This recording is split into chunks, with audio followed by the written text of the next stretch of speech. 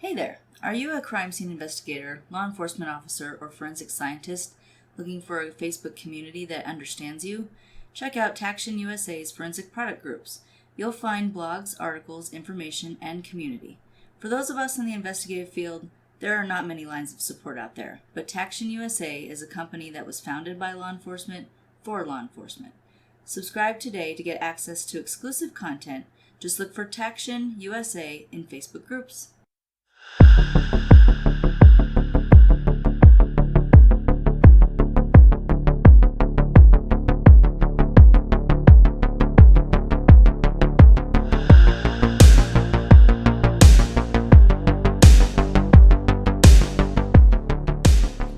Welcome to Crossing the Tape. I'm Hillary. I'm Brendan. And we are going to bring you part 2 of the I-70 Strangler. So far, we have covered 7 victims' deaths. Sadly, there are more. A lot more. And then we will get into the actual investigation and suspects. Yes, where there are even more victims. Unfortunately.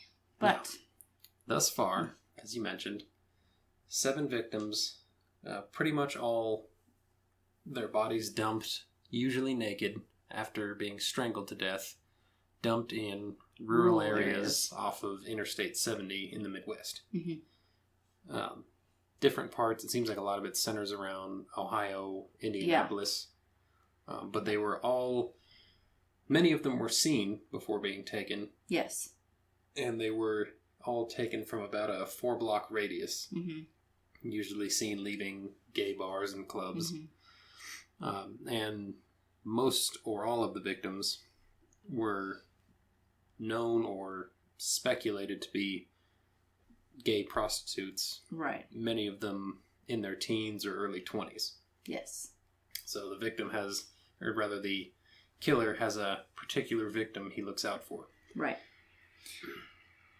Before we explain the suspects the police task force uncovered during their investigation, and like we mentioned before, after the 3rd victim, the task force was formed, and it seems to this point they've just been keeping up with new victims as they come, but there haven't been any significant breaks. No.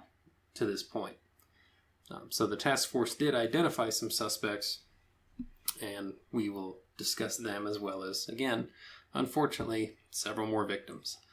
So Jean Talbot was found strangled in May of 1989. Now, the last victim we discussed in the last episode was October of 1987. Yeah. So another gap. Another gap, like we saw before, but a longer one. Yes, but that doesn't seem to last. No. May of 1989, Jean Talbot was found strangled near a stream in Ohio, like so many of the other victims, but there's really nothing else known about Talbot, unfortunately. Yeah. Stephen Elliott was a 26-year-old found only in his underwear in August of 1989, so just a couple months after Talbot.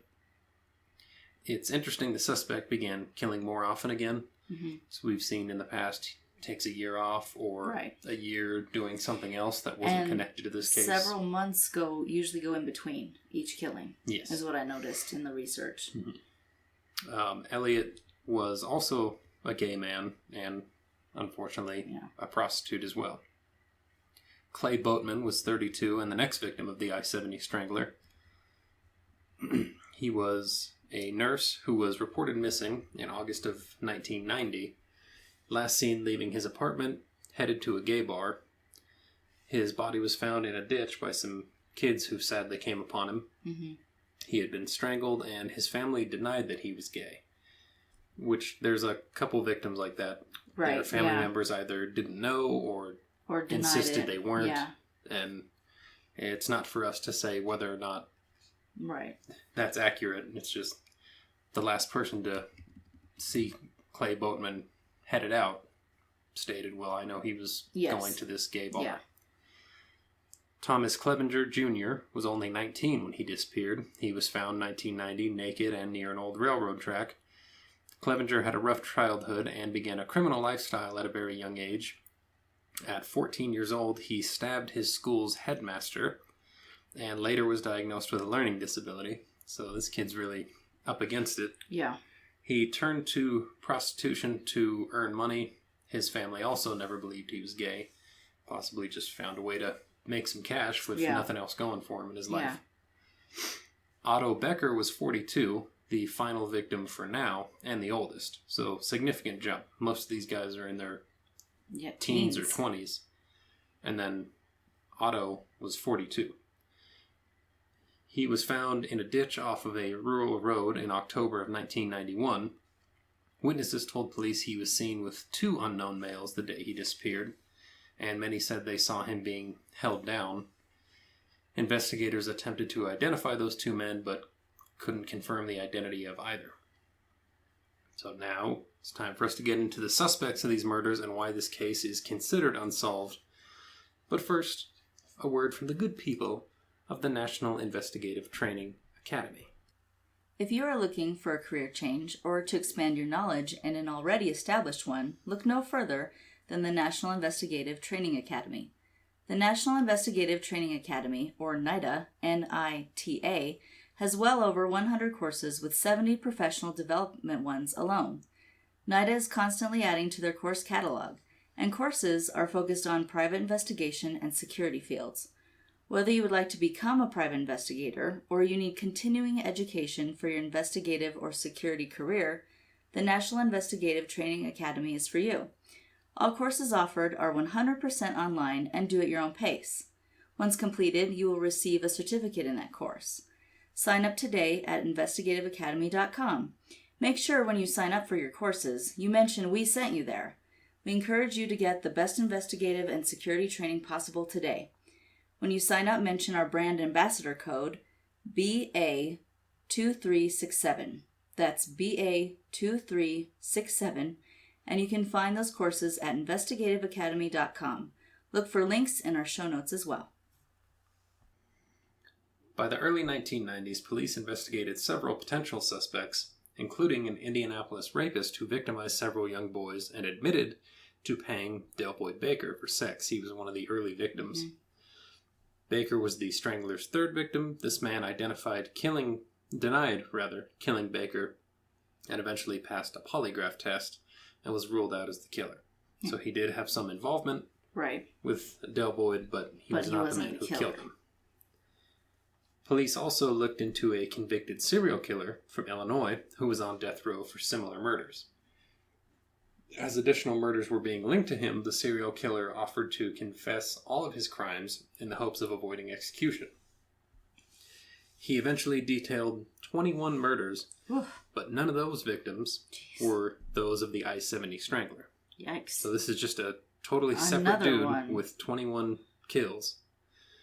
In addition, his methods differed, and he was only active from 1984 to 1986, and that ruled him out as well. 21 murders in 2 years. That is extreme.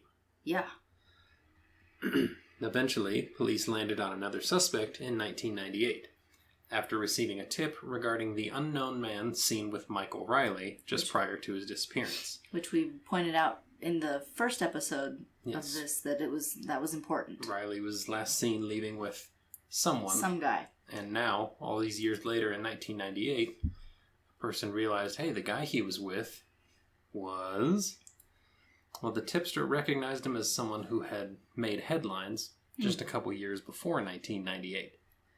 And that man was Herb Baumeister. Herbert Richard Baumeister was born April 1947 in Indiana.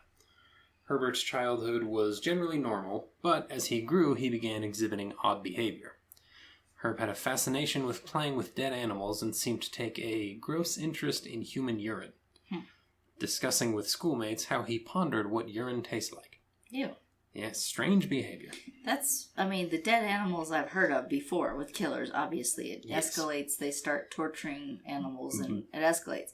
But urine, Yeah, that's more of a, a sexual fetish thing. Right. One of those weird sexual fetish things. And he's having those thoughts at a very young age. Yeah.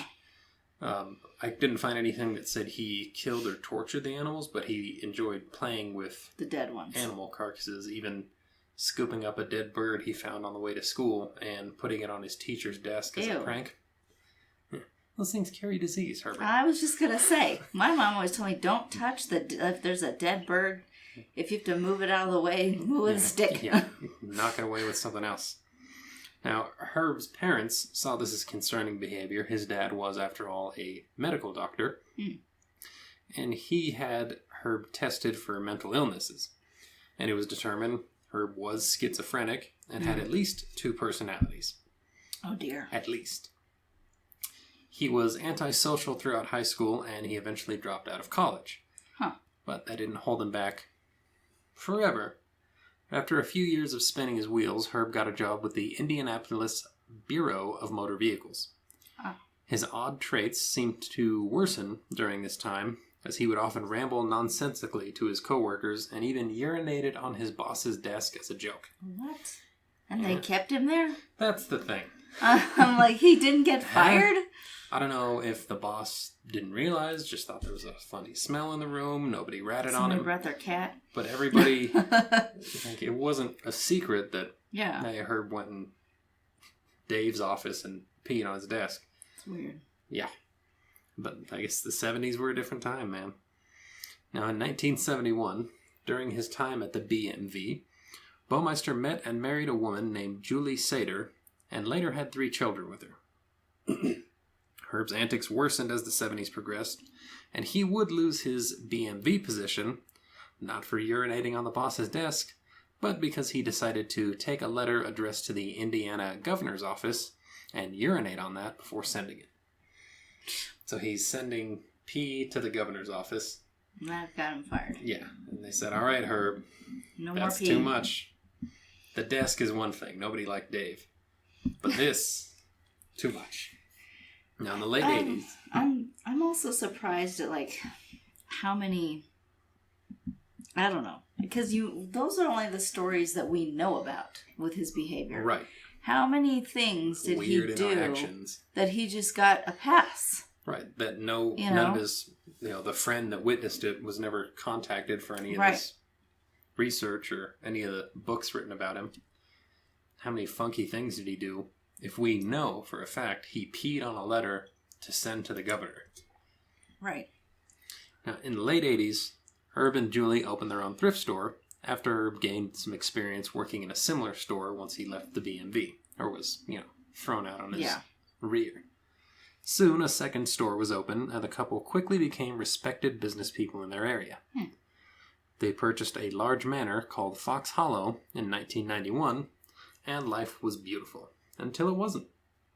Herb's strange behavior persisted during marriage, and according to Julie, in 25 years of marriage, they only had sex 6 times. And she got pregnant 3 times. 3 of those 6. Yeah, so not the worst batting average. Now, she never actually saw Herb naked. So either lights were off, partially clothed, something. But in 25 years, she had no idea what her husband looked like nude. He seemed to have some sort of complex about being undressed in front of his wife. That's strange. Yeah. Julie took the children on frequent trips to visit Herb's mother, but Herb always stayed behind to tend to the business. So there were times when she wasn't home. Right, times when he was... alone. Yes, while the mice would play, as they say. Now, everything that I just read, if you recall from the FBI profiler, the profile they created of the I-70 Strangler, respected by their community. 40s. In a loveless marriage. Yeah. Yeah. In 1992, Indianapolis police were contacted by a man named Tony Harris, who believed his friend, Roger Goodlett, who had been reported missing, was killed by a man named Brian Smart. Harris had been courted by Smart and decided to join him at his large manor for a good time. That's when Smart explained his love and desire for erotic asphyxiation. So sexual strangulation, if you will. Tony obliged, choking Smart to his satisfaction, and when Smart decided he wanted to return the favor, things went a bit too far. Harris found himself fearing for his life and even faked his own death to get Smart to stop. Wow. Yeah. So he closed his eyes, went limp, and then Smart checked on him to make sure he was still alive. Smart told Harris, you got to be careful. There's been accidents with this kind of thing before. Harris had a realization that the last time he saw Goodlet, he was leaving a club with Brian Smart. Harris confronted Smart, asked him about, was Roger one of these accidents? Yeah. But Smart he'd been drinking and may have taken some drugs and kind of wasn't really responsive, so he didn't get any real information out of him. Harris memorized the license plate of Smart's vehicle as he fled the manor, and this information was a major lead because local police and sheriff's deputies were looking into the disappearances of several gay men who were similar in age, height, and build to Roger Goodlet. It should be noted, those men they were looking into those disappearances were not I-70 strangler victims. Different gentlemen. This information led police to the Fox Hollow estate, the Bowmester residence, and Herb opened the door and happened to bear a shocking resemblance to this unknown Brian Smart fellow, and was the owner of the vehicle Harris saw and memorized the plate. Naturally, Herb denied police request to search the property for evidence of Goodlet's disappearance, and with nothing else but circumstantial evidence, police were once again at a standstill. So they've got a guy who thinks his friend was kidnapped and killed by this guy. Right. And that's really all they had. So they couldn't really force this investigation open much further than that. No. In 1994, one of the Baumeister children discovered a skeleton buried in the yard. Jeez. Yeah. When questioned by his wife, Herb explained the skeleton was a cadaver of his father's, who again was a doctor, and he had dissected. What? That makes it all better. Yeah, it's fine, right? You can just have human medical remains. Specimens. When Herb decided to clean out the garage, he just decided, well, rather than throw this away, weird people out, I'll just bury it in the yard. No big deal. Why he would have had one of his father's cadavers. I know. So there's so many holes in that story. But Julie was a bit subservient and learned not to question him. I was like, so obviously he didn't tell her. Right. That, hey, if that was the story. Yeah, there's a skeleton in the garage. It's still crap. Yeah. He obviously didn't tell her, so I call BS on all accounts. Well, in 1996, though, Julie, kind of calm and quiet as she was and would follow Herb's lead, she was starting to piece things together, and on top of that, Herb's behavior was becoming more erratic as he grew more and more paranoid after that police visit in 92. Interesting. So he's getting nervous. Yeah. Literal skeletons in the are closet. being uncovered. Yeah. In June, she filed for divorce and contacted Indianapolis detectives and gave them permission to search the Fox Hollow estate before she no longer lived there. So, just in case. Yeah. Good for her. Yeah. Turned out to be a great move because in no time, detectives discovered an amateur graveyard containing the remains of 11 men, 8 of whom have been identified since. Wow. So there's still 3 unknown victims that were buried at Fox Hollow. And all men. Yes. And none of them were the I-70 victims because they were all accounted for. Oof. These victims were John Lee Bayer, 20 years old, Jeffrey Allen Jones, 31, Richard Douglas Hamilton, 20, Manuel Resendez, 31, Stephen Sperlin Hale, 28, Alan Wayne Broussard, 28, Roger Allen Goodlet, 33, and Michael Frederick Kieran, 45. So all within the age range of the Strangler. Yep. And Roger Goodlet. Yeah. Yeah, so he was found there. And Michael Frederick Kieran, they also found his jacket inside the home. Ah. So he apparently kept a prize. Yeah. An arrest warrant was issued for Baumeister, but he fled the country and committed suicide before he was arrested. So he went up to Ontario, Canada, wrote a suicide note explaining that his last meal was a peanut butter sandwich, never expressed any guilt or remorse, mentioned the victims in any way. and that he was planning on ending his life somewhere else, but there were kids playing and he didn't want to freak him out, so he drove to this other park and took his life. Jeez. In 1998, the Indianapolis tipster informed police, hey, the guy that I saw with Michael Riley was that Baumeister guy who was, the prime suspect in those other 11 murders on his property. And that thrust Baumeister into the prime suspect spot in the I-70 strangler killings. Now that, plus the similarities in the murder, as well as the timeline, lend credence to this theory.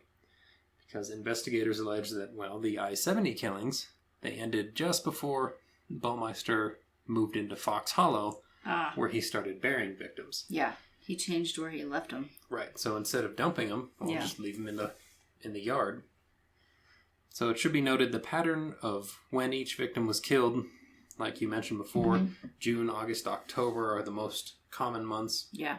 Each of the men were most likely seen by the killer as easy targets.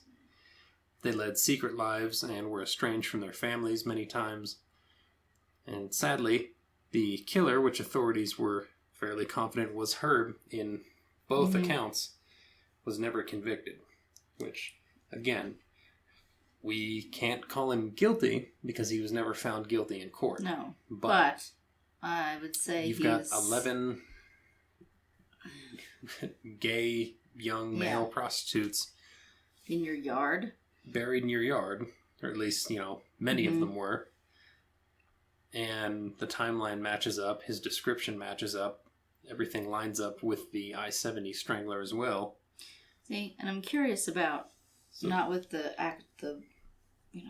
obviously not the skeletal remains, but if the other, what type of evidence did they collect off the other bodies? Off the ones from Fox Hollow? No, off the ones off... The I-70 victims. Was there DNA? I mean, it seems like there could be some kind of match. You would think. And if there was... There are Baumeister children to compare familial DNA. Right. And of course someday there could be a break in the case because of that. Right. Because I could never find, crime scene descriptions except for... They were dumped over here. Right. I could never find, their body was positioned this way. I don't think they were covered with leaves or something. I think they were just left the way they described them. Right. But they weren't hidden bodies. They were meant to be found. But I could never find any, what evidence was collected, that kind of thing. Because it seems like there still could be a way to convict him even though he's dead. Right. I mean, at least solve it that way. Least, not convict him, obviously, but, At this point, police have stated that they are wholly confident if there was a trial, he would be convicted, and that all the evidence points to him. For the victims themselves and the families, I feel like there should be at least a better conclusion. I mean... Yes, definitely. I agree, he probably was the murderer. Mm-hmm. But we have resources nowadays. Right. Unless they didn't collect anything. Because we talked about how... Unfortunately, back then... Some victims were treated differently. Yes. So if that's the case, that's super sad. Yeah, that's awful. But I wonder if there is anything left that they could at least tie him to a few. Well, with Tony Harris, the guy who was the friend of Roger Goodlett, he went back to Fox Hollow, and they had some sort of intimate relation. Yeah. So you've got to think that most or all of the other victims, there was some kind of interaction like that. Yeah. Some romantic or sexual interaction that there should be DNA samples collected somehow. Well, yeah. And I'm even thinking, too, with how the other victims were strangled. It's, in the first episode we talked about how they were strangled with a towel or a cloth. Right. Was there trace, did they collect those? Fibers? Were there fibers? Was there some kind of DNA that way they could have gotten? Well, and a couple others were strangled with a rope and had rope burn around their neck. Yeah. Well, fibers from that. Yeah. I mean, it may be circumstantial. Two people can own the same type of rope. Right, but... Still, it would be something. Yeah. It would be a little more concrete to point that way. It just seems like with that many victims, there could have been something... tied to him. I mean, even to this day, it feels like there still could be something done. Yes. Is what I'm trying to say. Yeah. For now, we have just what's on the surface, and a lot of signs seem to point towards Herb Baumeister was the guy in both cases, I-70 and Fox Hollow. Mm-hmm. And I mean, people commit suicide for a myriad of reasons, but when you're accused of 11 murders, minimum, potentially 23 or more murders if time goes on and things are connected to you, do you run from that because it's frightening and insurmountable, or do you run from that because you know you're going to be convicted and put to death? Yeah. At least one of those thoughts entered his mind. But that is the case of the I-70 Strangler, as well as the Fox Hollow murders. Yeah. And because this is going to air in October, there is some speculation, and apparently the people who live there now have claimed that the Fox Hollow estate is haunted. I'm not surprised. So, was it haunted before and there was an Amityville situation, or is it all just the horrible negative things that happened? I'm sure it was the aftermath. Yeah. But, so there's your dose of Halloween spookiness on top of this terrible story. Yeah. But I'm glad we covered it because, like I said before, I had never heard of the I-70 Strangler. Yeah, this was totally new to me. I like to look for rare cases and things that aren't covered. And then when I saw how many victims, I thought, well, it's not a well-known case. Like, nobody's ever talked about these poor people. Right. And unfortunately, I couldn't find much about them and their life, but at least people know that at least the names. The names were, you know. And locations. But, and there's, like, Gene Talbot, who's completely unknown. I know. Other than victim of the I-70 Strangler. Yeah, that's sad, too. Yeah. Like, that's his identity now. Got to be family out there. And, you know, that's the thing, too, about, especially with serial killers, that always kind of makes me mad is that, you know, the victim's identity is now just they were a victim of so-and-so. Right. Nothing else matters what they did before. Mm-hmm. And I always think that's a little wrong. But unfortunately, that's how it seems to go. That's the way that these things make their way into the headlines. Yeah. Otherwise, we wouldn't know anything about these people. I mean, which is sad. But, yeah, I don't know. I always think, you know, when I see a list of people, well, what were they like, you know? Yeah. But now, unfortunately, they're just under the serial killer's name. Who knows what they were like, but they were a victim of so-and-so. Right. We appreciate you joining us. Yes. Thank you for listening. And we hope you'll come back again, where we will discuss something equally tragic, or maybe a little less so. Maybe we'll cover a crime that's not a murder next time. And hopefully something with a solid conclusion. Yeah. Yeah, we like those. We need to find more of those. Yeah. Thank you for listening. Stay safe. And so long.